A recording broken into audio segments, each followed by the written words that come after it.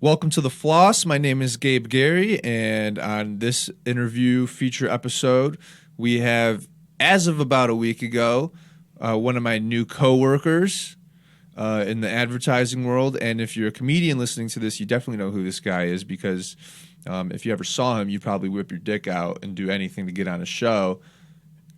Connor Balderson. Go ahead and say hi to the people. What's going on? Instagram, Reels. No, thanks for having me, man. This will be cool. Do you have any other introductions you want to give yourself? Co-founder of Follow the Crowd with my girlfriend Grace. April of 21, we started doing the show, and it's been a lot of fun. But outside of that, I work in advertising downtown. Love what I do, the brands I get to work with. So being able to combo those two has been a lot of fun. So I'm excited to see what the rest of the year kind of brings in comedy and advertising and everything, and kind of go from there. All right, Connor. I start every episode with the question, and you know what it is because I had to tell you like 4 different times. Got a teaser. What is something you do that you think everybody should do? Well, this one I sat with for a while, but ultimately, I think this idea of like a positive attitude, and it's kind of crazy, and it's kind of almost like third sense a little bit, but like manifestation, I think is kind of like a really big thing. Okay.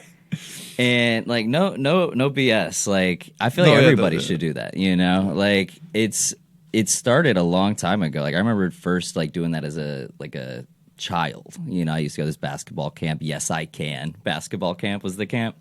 And it was just all about like positive mindset and, you know, beginning with the end in mind. Which was kind of crazy. You know, you're in like 4th grade and you're like, what are these like wizards talking about? You know, you're like, okay. But then after a while, like, I don't know, it just started resonating, and then you kind of saw things happening. So yeah, I firmly believe in that. I think everyone should, you know, kind of think through what they want from what we're doing. So I know you're not talking about this, but the reason I laughed when you said manifestation is because the first thing I thought of was like manifesting a $2,000 check in the mail. Right. That's not what you're talking about. No, it's like things that are, I don't know, you know, a job or a position or like a friendship or I don't know, like literally anything that you're just like feeling that lack of. So so far you've kind of described how you see manifesting, like how you were introduced to it. But what would you define it as? Just visualizing what you want to happen before, you know, like just in your brain, like to yourself, like, oh, I'm going to do this, like visually doing it. It's like the movie in your head, you know, and then like 9 times out of 10, like that kind of happens, which is kind of crazy, you know, like especially in sports, like hitting the game winner or like, you know, playing that lockdown D to like close a game. Like you're not going to be able to do that in the moment without actually, you know, believing you could and seeing yourself doing that at some point. What did have you manifested anything recently, other than just good vibes? A lot of the All-Star Weekend stuff. I mean, like and that what? Just working with All-Star Weekend, and you know, the people that we had, you know, ended up meeting and having conversations with during that time was just like that. Like wow, like this. Who I saw you met Gary V. Yeah, I mean Gary V specifically. Like that was. Did you go into the weekend thinking I'm gonna meet Gary V? No, it's more just like, I mean, like when years ago, you know what I mean? Like, gosh, to be able to like chat with this dude, like someday we'll chat with Gary V and like, you know, chop it up. Like we got to talk about the comedy show with him, which was really cool. Having done the comedy show at the wine bar, Gary has like a whole wine line, and that's where he came up from, was from Wine Library, like way back in the day. So we were kind of just like, yo, we do these comedy shows at a wine bar. And it was just like, oh, snap, like that's pretty tight. I bet he loved it. Yeah. And he's like, I've not heard that, you know. So, but I don't know, like having that just, you know, meeting somebody or like, and it, you know, it was like a couple-minute conversation. It wasn't like we sat and like had dinner together or something. But it, you know, felt like in that moment, like, yo, like this has been a lot of buildup from other jobs or, you know, things that you follow them on Instagram and like, I don't know. It just was like that moment of like, whoa, that felt like a moment of like meant to be. Like I've had this happen. You ever watch Community? I've not. No. You haven't? No. Oh my God. Well, Donald Glover's in it. Oh, okay. Yeah. and there's a character, Pierce, who everybody hates, and Pierce thinks he's gonna die, so he uses his money to like grant all their friends like a wish, so they feel bad for him, or like it's backhand, it's not important, but Pierce gets LeVar Burton to come say hi to Donald Glover's character because he knows that that's his hero, and he freaks out. Like, he's in the break room of the hospital, like, screaming, and he was like, I just wanted a signed picture. You can't disappoint a picture. He had such a bad time meeting his Gary Vee because he was afraid that he was going to fuck it up. He could only think about all the ways he was going to disappoint him. Negative. It was done from the get-go. Before it even happened. Yeah. So, like, when was the last time you've had a negative experience? Could you name one? I mean, all the time, like what? All the time. It's not all the time, but like, there's like, I like to keep a positive attitude, and the negative experiences, I just kind of like take it with a grain of salt. You know what I mean? Like, at our show the other night, some lady was making a whole scene about her being her birthday, and she didn't want to move her seat. And like, that was a negative time, Like, I was like, bad time. Was this before the show? Like minutes before, and I was just like, okay, like, I guess you're sitting here for the show. So, and it was funny. My mom was actually sitting right over there, and she was like, I was ready to like throw down, and she was like, but you like just didn't even let it faze you, like. So I was like, like, I didn't even in that moment, because like, it hurt, I'm like, I wanted to be like, this is my show, and like, it's so tempting. But then you're like, I'm like, okay, yeah, it's all good. You'll be all right. So. Yeah, dude, there was some fucking drunk ass, my parents' friends at my special, the 9 p.m. show, like, amazing crowd. But there was like some drunken, like, shenanigans happening in like the front row. And I stopped the show, and I was like, you guys need to, like, I could have blown up so easily. Right? I could have blown up so easily. I can't remember exactly what I said, but I was like, you guys need to stop. And then she like stood up and she, like, tried to give me attitude. I was like, I will ask you to leave. Please sit down. Mm-hmm. And like, for a half second, I feel like you could have felt like a pin drop in the room. Yeah. Because it's like, how's he gonna react? Like, people want to see the reaction, and 9 times out of 10 now, people want to see that blow up too. They want to see like, I hope he goes off on her or something. But I know, but I don't know if I would have been able to save the show. But At the time, I was talking about racism. So after I was done talking to her, I was like, back to the very comfortable topic of racism, and that kept it like, but oh yeah, dude. So, but it's like things like that. That whole entire time, like, you just had to keep telling yourself it's gonna go well. Right. It's gonna go well. And even if it doesn't, you have to be prepared for like any hiccups. Chaos can ensure at any time, right? Especially when dealing with the public. You've seen Harry Potter. Yeah. Surely. Like the early ones. I'm not like a You haven't have you seen the 6th one? No. So, I'm terrible. Like, I'll watch a movie like, yo, that was a good movie. I made him watch Fellowship of the Ring, and he wouldn't continue. Yeah. Jesus, I like Harry Potter, man. though. It's cool. I'm just not like, I know Ron and, Hermione and all them, the gang. All of them? Like, it's cool. So, I don't know. I feel like that's, I have a hard time, like, I feel like I'm always scatterbrained, and like, constantly over, so being able to just dive in on 6 movies. It was one like every 3 years. It's a lot. Grace will be like, let's watch Game of Thrones. I'm like, there's like 50 episodes. Oh, I couldn't do Game of Thrones. That's the reason I won't do anime, but I will. I do watch Vinland Saga because there's only 1 season out, so that's easy to catch up. I got to send my game up there for sure. So wait, you guys watched Fellowship of the Ring and then not the next 2? He refuses. Dude, what the fuck? Extended editions? No. Well, that's okay, Yeah. dude. That's like a whole dude. I'll spend a whole weekend and just do that and watch those movies. It's a shame that there wasn't like a reason for us to all been in our house for a really long time that I could have like caught up on. Yeah, some stuff, you really could have. It's like, talking about a missed opportunity. Or maybe a future opportunity. Who knows? I don't know if, dude, I probably maybe watch one movie a week now. Before this job, I was maybe like 2 a week. Before I was working on the special, maybe like 3 a week. Okay. During quarantine, like 6 or 7 a week. But Well, like, you're a film guy, though. I feel like that's like I do like them, but like it's just like it doesn't take that long. It's an hour, dude. But the reason I asked is because in the 6th Harry Potter, he drinks this potion called Liquid Luck, and so like everything you do goes in your favor. Okay. But it's just he just really, in reality, he has a really good attitude about everything. And so Harry keeps coming across these things that like actually aren't great, but he's just like so upbeat and he just goes with the flow. Mm-hmm. And he says tonight is going to be a really good night. He just keeps saying that over and over again, like tonight's going to be a great night, and it ends up working out for him. If he would have been like dude from other show, then it wouldn't have worked out. Probably not. So why do you think? So people who don't do this don't manifest.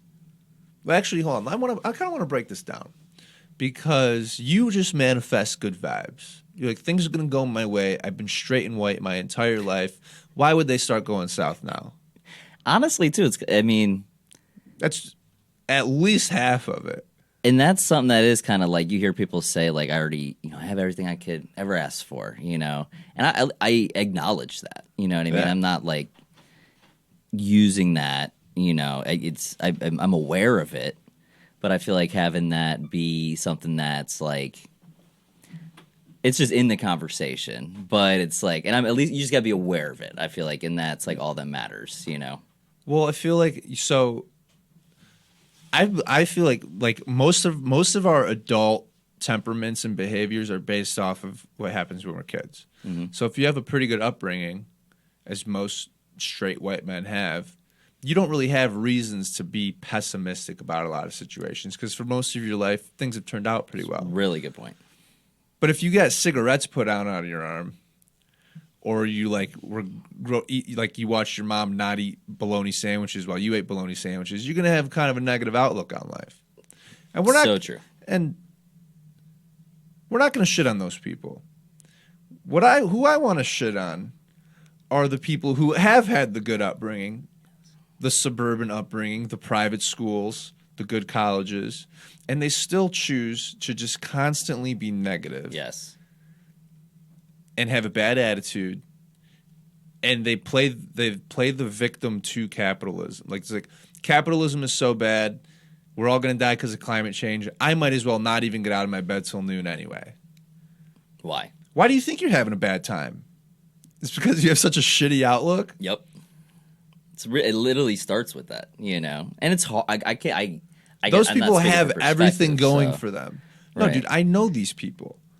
They have had everything going for them, and they still have terrible attitudes. They play victims I when wonder they're why, not. though.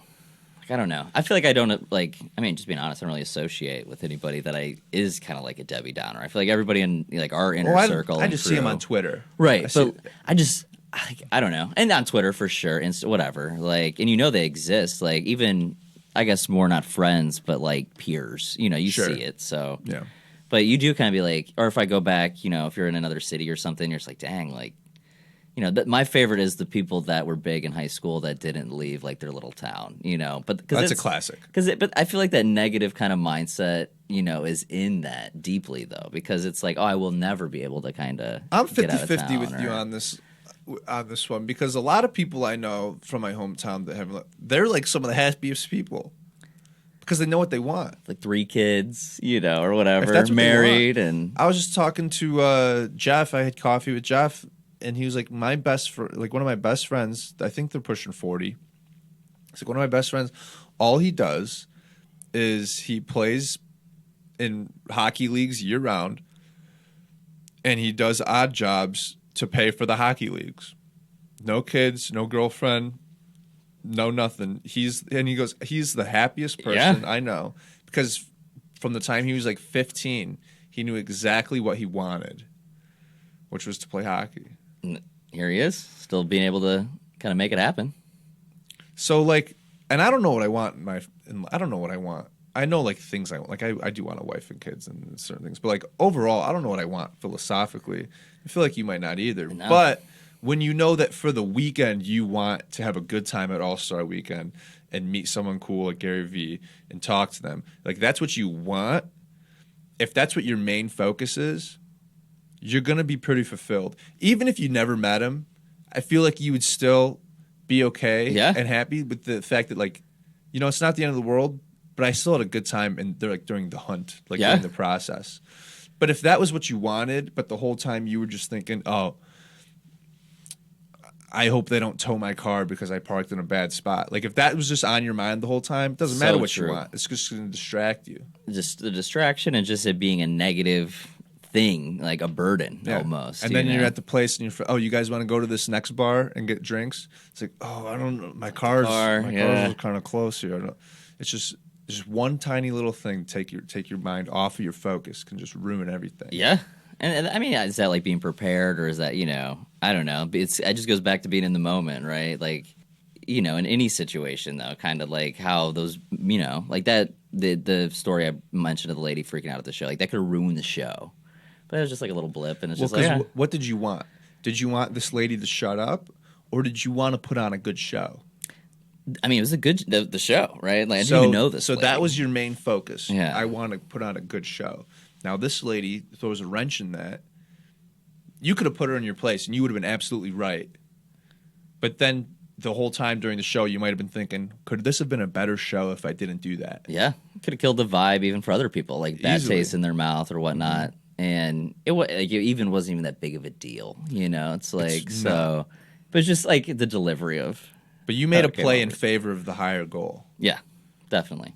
Because why, you know? But it's so quick too, though, right? Because like I literally felt blowing up like right here, you know, which was after the fact. I was like, whoa, like glad I reeled that in because like, and that was one of the first times I've ever had that moment. Because like usually the shows are pretty damn smooth, you know. It's like everyone's just good vibes and hanging out. So that was a first, and I was like, okay, well, I'm glad we had that first to then see how we react. Do you get angry?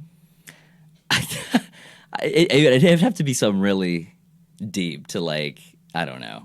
Do you get mad or disappointed or angry, or do you blow up, or do you? I get disappointed. Scold. I get disappointed. I could be pretty nasty too. I feel like if it was like something very personal, but I don't know. I feel like it goes back to the people you associate with too. You know, like I really don't have like, I don't know, like bad blood or anything with anybody. Yeah. Like it's just kind of like I couldn't imagine, you know, things like, and the things you do get upset on are like, you know, an angry client email or something, and it's kind of like, and even that's in grand scheme of things, it's like, you know, you can, they don't care about me. I don't really care. Yeah, about them. You talk some quick, you know, shit with your coworkers or whatever, and then like, and then even that, it's like work stuff. You know, it's not even. That's just a little sliver of what we all do anyway. Dude, it is so easy to just discard people from your periphery. Yeah. There's a guy, I'm not going to name names, but every single time I see him, I ignore the first 30 seconds of our interaction. Because it's always like, because I'm constantly putting stuff out on like social media and YouTube and stuff. Right. And it's not, almost all of it's not good. Maybe one out of every like 5 posts is like, oh, that's good. But the rest is just it's filler. It's content because that's the name of the game. Keeping the lights on. Yeah. And so like the first like every time I see this guy, the first like 30, 45 seconds, it's some little snide little like comment. Like saw the Instagram. Yeah. And it's like, dude, I think you pay more attention to my stuff than I do. I like that game. I'm gonna start playing that game. Especially like approaching conversations and then just going, like, what is this conversation going to bring me right now? And well, especially because we're usually around other people when we see each other. So like, if there's like a group of 3 or 4 people, and I'm like talking to one person, he'll come up and say something, and I'll just look at him and then look back at the person and keep talking. It's like, come on, man. Like, you know.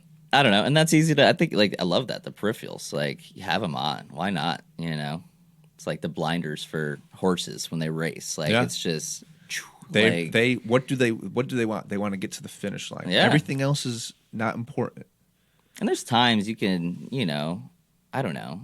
not have, because then you got to meet new people, right? I feel like I struggle with that sometimes too, because sometimes if you have them up too much, it's like a little hard to kind of, I don't know, like some of my best friends have been best friends since like kindergarten, and as of like doing the comedy shows, it's been great to like meet people like you and Jeremy and, other people that like probably would have never entire community engaged with, if, so I'm at a show or whatnot. But like that was interesting for me because I had always been for so long just very not like sheltered in the sense, but like, these are my 3 friends, but could be outgoing without like having to make friendships, so right.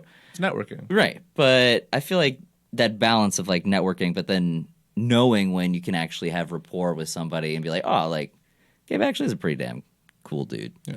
So not everybody's going to have that moment, but like that's why, if you at least have conversation and be like, we got some stuff in common, or like, dude's cool, he made a joke, made me laugh, like whatever, like, so it makes it easier then to be like, okay, like, let's grab a drink, grab coffee or whatever, and like see where this friendship or whatever goes.